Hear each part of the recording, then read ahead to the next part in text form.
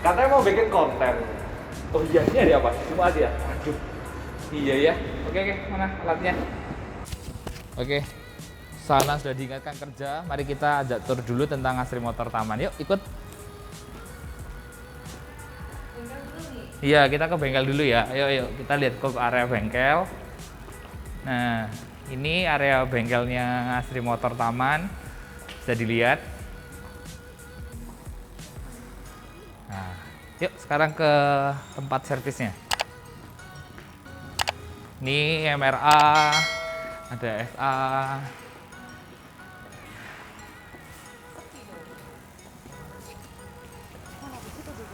Ya. Nah, ini area servisnya gede banget toh.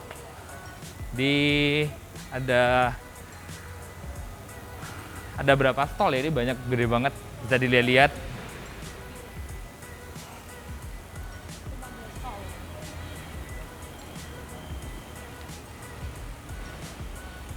Lihat tuh, itu ruang tunggunya. Jadi kalau customer bisa lihat mobil yang di bawah dari ruang tunggu.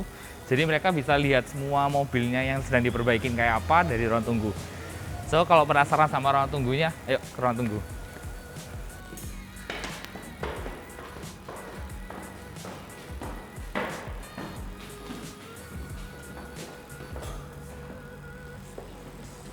Nah, ya ini area ruang tunggunya. Ya, tuh tadi kamu bisa dari atas bisa lihat view-nya dari sini.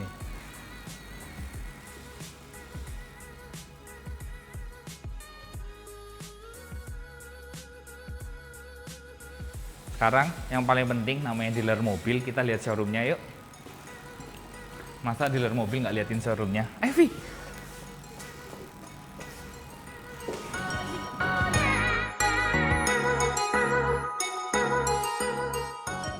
Nah, jadi kita tuh lagi di salah satu showroom Asri Motor, namanya showroom Asri Motor Taman yang berlokasi di Jalan Raya Taman nomor 147. So, kalau mau lihat showroom Asri Motornya kayak apa, ini dia.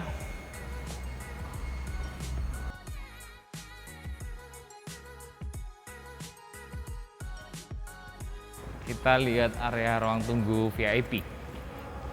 Sales counter.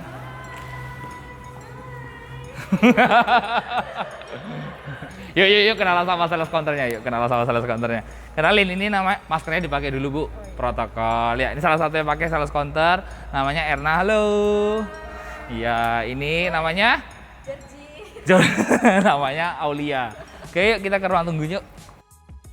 Nah, jadi tadi kan diingetin suruh bikin konten. Hari ini tuh ada konten spesial. Salah satunya kita ke dealer sini untuk memperkenalkan kalau Asri Motor itu juga ada 2 dealer.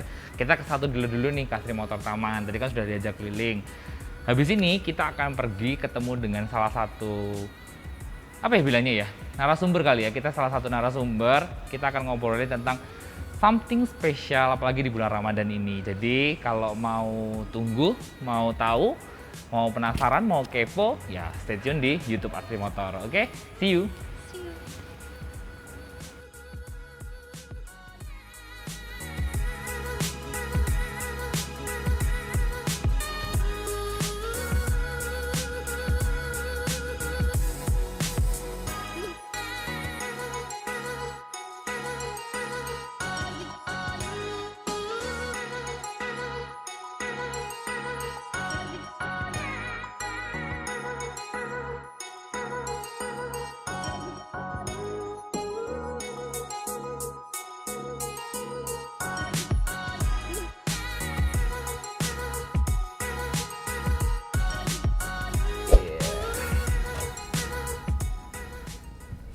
Turun ya, kita jemput narasumbernya.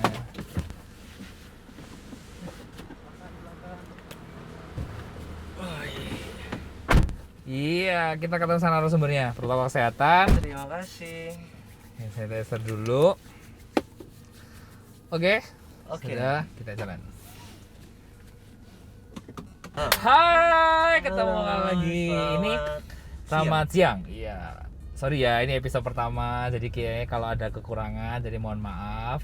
Yuk kita perkenalan dulu yuk. Nah, kali ini Sobat Toyota Asri Motor ditemani oleh Saya Ricky Kurniawan. Iya, sebagai? Saya dokter gigi anak. Wow, hebat kan? Episode pertama datangin langsung dokter gigi anak. Nah, sebenarnya simpel-simpel aja sih dok. Ini panggilnya dokter atau panggil nama ini enaknya? Panggil nama boleh. Pakai nama aja ya, Ricky ya. Iya, Kita pakai nama. santai ya. Ya, pakai santai kita pakai namanya Ricky aja. Sebenarnya ada beberapa pertanyaan sih Rick dari netizen ya kita bilangnya ya. Sebenarnya simpel sih karena ini bulan puasa, ini lagi bulan Ramadan.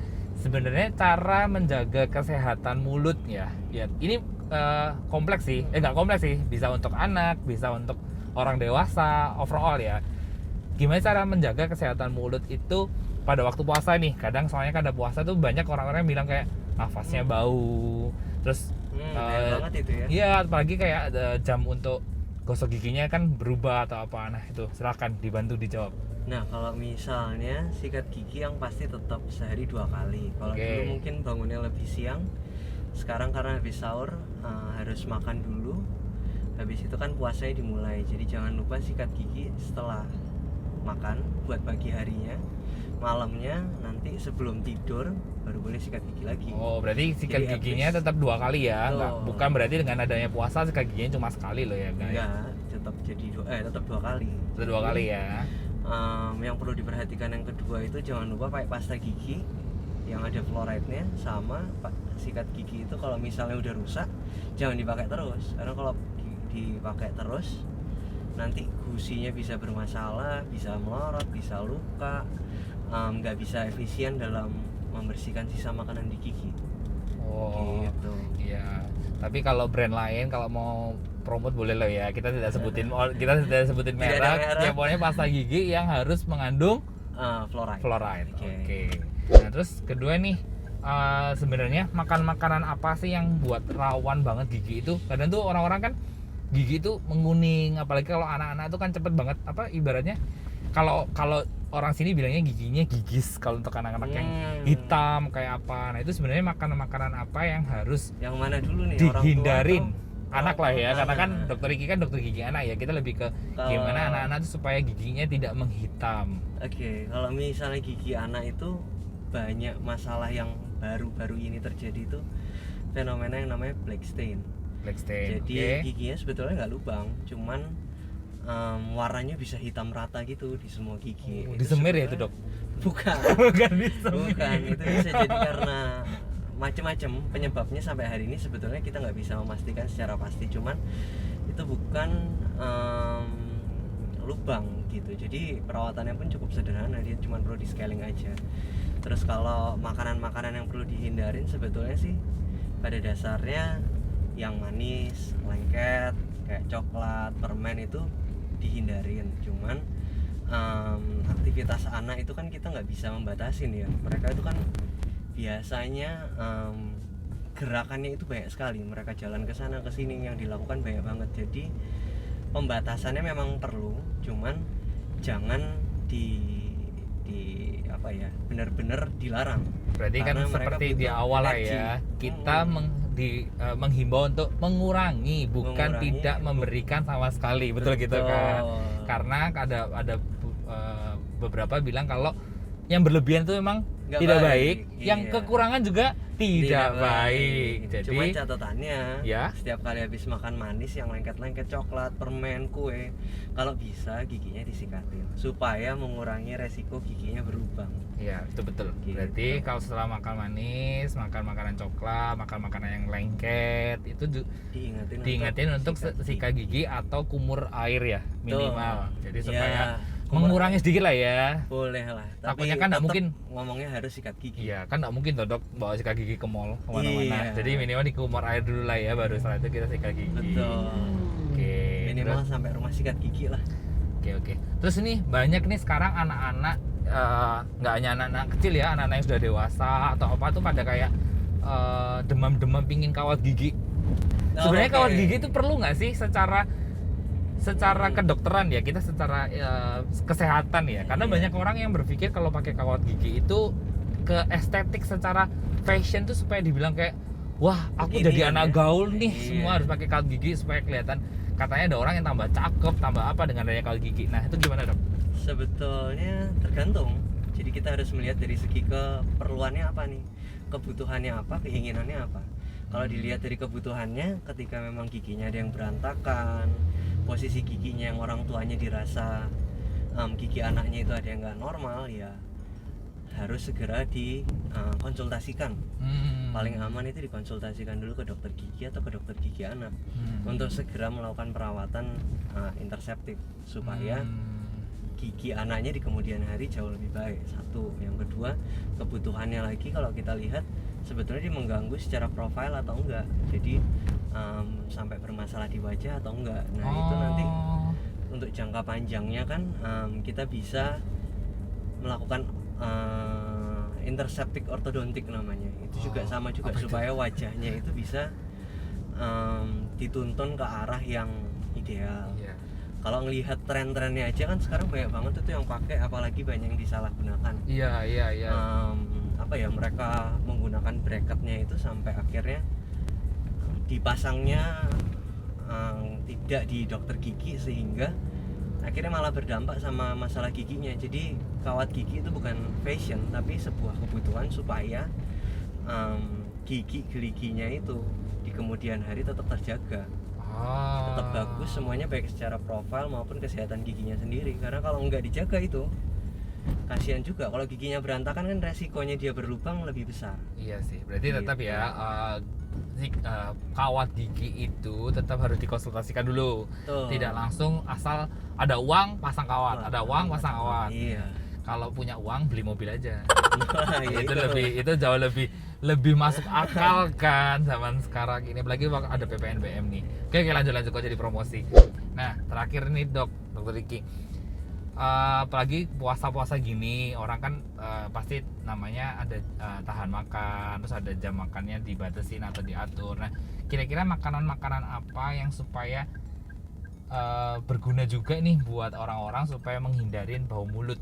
Kadang tuh ya kita ketolong sih zaman sekarang ketolong dengan adanya masker, jadi kadang kayak bau mulut itu nggak terlalu tersebar gitu kan. Ya. Semenjak COVID ini kan jadi masker itu menolong banget untuk orang-orang yang puasa menahan bau mulut. Tapi kan juga nggak enak ya kalau kita sebagai yang masker, kita misalnya saya bau mulut, saya menghirup bau saya sendiri dong gitu kan. Nah, kira-kira apa sih yang bisa diberikan oleh Dokter Riki kayak kalau bisa menghindari, bukan tidak memakan ya, menghindari makan makanan apa ini yang supaya tidak menghasilkan bau mulut yang wow. Wah, kalau makanannya itu tergantung. Yang pasti kalau tinggi serat, itu akan jauh mengurangi resiko bau mulut. Sayur-sayuran, buah-buahan, karena kan secara nggak langsung melakukan self cleansing di dalam mulut itu sendiri. Satu, yang kedua konsumsi air ini tidak dapat dipungkiri karena air putih. Air putih. Air bening ya. Air bening. Oke. Misalnya selama puasa ini kan di masa puasa itu kan orang-orang itu akan menahan lapar dan haus dari pagi dan hawa nafsu dok. Iya dok, puasa dok sampai jam 6 sore, setengah 6 mungkin ya, sekitaran lah ya. Kurang lebih sekian lama itu, maka otomatis mulut itu juga pasti kering karena konsumsi airnya kan berkurang. Jadi nomor satu untuk menghilangkan baunya itu paling tidak konsumsi airnya sebelum puasa dan setelah berbuka itu harus lebih banyak lagi supaya kadar air di dalam tubuh itu tinggi. Soalnya yang bikin bau mulut itu rata-rata dikarenakan karena mulutnya itu kering. Gitu. Jadi supaya terhindar, konsumsi airnya waktu sahur ditambah setelah buka puasa, dan dicari duluan air putih. Oke, baik. Nah, itu buat orang-orang yang lagi puasa di luaran sana, diingat-ingat ya, konsumsi air tuh harus lebih banyak daripada konsumsi es teh manis. Tapi ya boleh sih, karena kan kita juga butuh gula ya. Tapi kan tetap intinya cairannya harus ditambah. Iya, cairan yang air putihnya jauh lebih banyak kalau bisa. Sebelum kita tutup, karena kan juga biar dokter tidak mengganggu jam dokter juga ya. Kira-kira kasih kesimpulan secara overall gimana caranya kita bisa mengedukasi orang tua untuk tetap menjaga kesehatan gigi anak atau kesehatan rongga mulut anak. Yang nomor satu, orang tua itu harus kompak dulu. Oke. Jadi kalau mamanya bilang tidak, ayahnya juga harus bilang tidak. Itu kuncinya. Oke. Karena kadang akan timpal ya, nggak seimbang. Nanti untuk mendapatkan sesuatu yang diinginkan, anak itu hanya mau larinya ke ayah karena lebih menurut gitu. Iya, karena ayahnya kan langsung memberikan hadiah itu, padahal belum tentu hal itu baik sama anaknya. Itu core-nya nomor 1 dulu. Jadi harus kompak papa sama mamanya. Yang kedua, selama fase tumbuh kembang ini anak-anak itu harus dijaga ya kebersihan rongga mulutnya. Harus ada kebiasaan menyikat giginya dulu. Jadi dia harus paham setidaknya ritmenya ada, kebiasaannya ada. Pagi setelah sarapan mau ke sekolah sikat gigi, malam sebelum tidur sikat gigi. Itu harus ada. Jadi rutinitasnya harus ada. Gimana caranya supaya anak-anak itu bisa nurut? Paling gampang, anak-anak itu paling suka mencontoh. Apapun yang dilakukan orang di sekitarnya akan dicontoh. Jadi sikat giginya bisa barengan, entah sama ayahnya, entah sama ibunya, entah sama kakaknya mungkin ya. Pokoknya ada sesuatu yang bisa untuk menjadikan panutan. Betul. Gitu. Ada lagi, Dok? Mungkin yang terakhir ya ini yang menurut saya gampang-gampang sulit, snacking time. Jadi itu saya juga sulit sih, Dok. Apalagi kalau disuruh diet gini, waduh, Dok, snacking time itu hal yang cukup dihitung. Itu nggak cuma anak-anak doang sih, Dok, kayaknya. Betul. Oke, lanjut gimana kalau snacking time? Rongga mulut itu butuh waktu kurang lebih 20 menit untuk menjaga kestabilan asam basahnya di dalam supaya buffer. Supaya dia nggak terlalu asam, nggak terlalu basah, itu dia butuh waktu 20 menit. Lama juga ya? Betul. Maka itu kalau bisa makanan setelah heavy meal jarak waktunya harus lebih dari 2 jam paling enggak, baru dia boleh snacking. Jangan habis makan selang 1 jam, selang 30 menit dia udah mau makan snack dikasih lagi. Kalau bisa dikurangin. Oke, sama mungkin jangan lupa ya, tetap harus cek rutin kesehatan gigi minimal 6 bulan sekali sesuai anjuran dokter, atau jika mengalami keluhan apapun tentang gigi segeralah konsultasi. Jadi sebagai penutup, thank you dokter setelah ikut hadir di acara episode pertama perdana dari Toyota Asri Motor Ngevlog bersama spesialis ya, kita bilangnya spesialis ya, karena kan kalau kak saya spesialisnya pasti jualan mobil dong. Kalau kan ini mengedukasi orang-orang supaya bisa hidup lebih sehat kembali, apalagi di masa COVID seperti ini gitu sih. So kesimpulannya, tetaplah jaga kesehatan gigi, rongga mulut. Jangan sampai puasa membuat kalian di luar sana jadi malas-malasan untuk menjaga rongga mulut. Sudah dikasih tips and trick, kalau gosok gigi itu juga bisa setelah dan setelah sahur, setelah makan atau sebelum tidur. Jadi kondisi kesehatan gigi itu juga harus tetap dijaga ya. Jangan sampai dengan adanya pandemi, dengan adanya bulan Ramadan ini kalian tidak menjaga kesehatan gigi. Oke dokter, thank you. Thank you. Ntar kita mau sampai. Oke, thank you. See you ya dok ya. Yes, terima kasih banyak. Next episode-nya kita mau ketemu sama siapa ya? Banyak kayaknya ya, kita mau ketemu sama siapa. So stay tune di Toyota Asri Motor.